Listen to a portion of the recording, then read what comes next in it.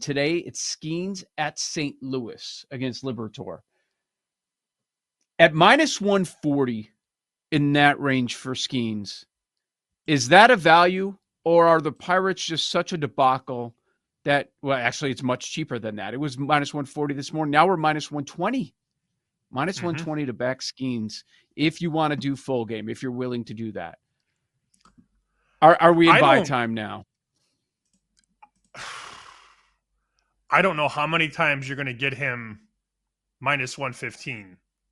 You know, if you just extrapolate all of his starts out and all of his prices, you know, it's not going to happen frequently.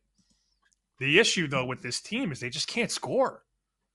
I mean, they're the third worst team at crossing home plate. The only teams that are worse are Colorado and Texas. And then it's the Pirates, tied with the Angels, 117 runs. Cannot score. And this is also a team that's lost 5 in a row, Pittsburgh. Yep. So is he the slump buster? Is he the streak ruiner? Of course he could be. I just don't think this is a good baseball team.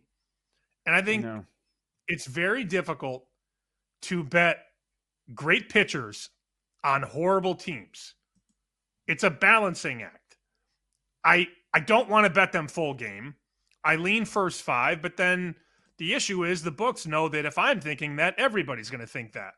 So, okay, you want to play Pittsburgh in the first 5 innings. We're going to make you lay 20 cents more than the full game. Yep. And we're going to drop that total substantially. So they have already graded these first 5 markets on the curve. I mean, the first 5 is 3.5, and Pittsburgh, I'm looking right now, minus 140. Well, the game's $1.15, $1.20. So if I want to just do Skenes, I'm paying that tax on a team that, again, can't hit. That's a long way around of me saying I probably won't bet it because I don't like their team. I like him, but I do not like the Pittsburgh Pirates. Yeah, totally get it. My first reaction is, boy, that's a cheap price. That's a cheap price, but I don't want to support him. Like, if you want to go props with Skenes, I would understand that. But as far as backing the team that has to score runs, not really interested. Here's something I am interested in. Texas at Boston. We've got Eovaldi against Giolito. Giolito this is his second start now. It is Texas, almost a coin flip. I see minus 115 out there. Eovaldi with his 2.11 ERA.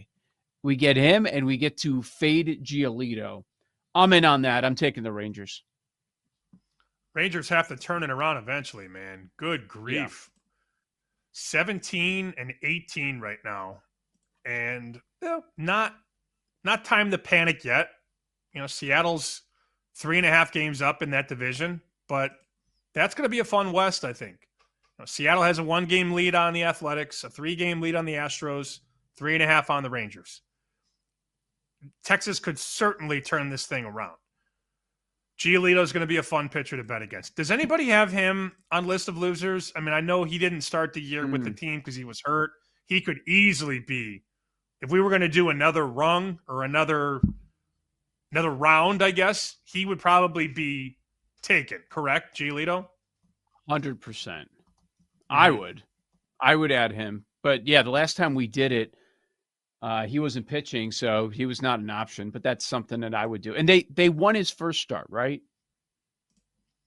That was a game that it was like back and forth against Toronto. It was 7-6 the final. I don't remember if they won by a run or lost by a run. But irrelevant, really. I mean, it doesn't really matter. Yeah, I was just curious. I remember that was a game where they were up. They were up like 6-0, and then he gave up a couple home runs. Yeah, he did. Either way, I would bet Texas. I would tail you on Texas today at minus 113, minus 115. Also remember this, Eovaldi knows how to pitch in that park. Fenway is not the easiest ballpark to deal in. And that's a guy who pitched with the Red Sox, who knows what it's like, who knows how to navigate that big wall in left field and knows how to utilize that deep drive in center field. That's a guy in that park that has had a lot of success over the years, Evaldi.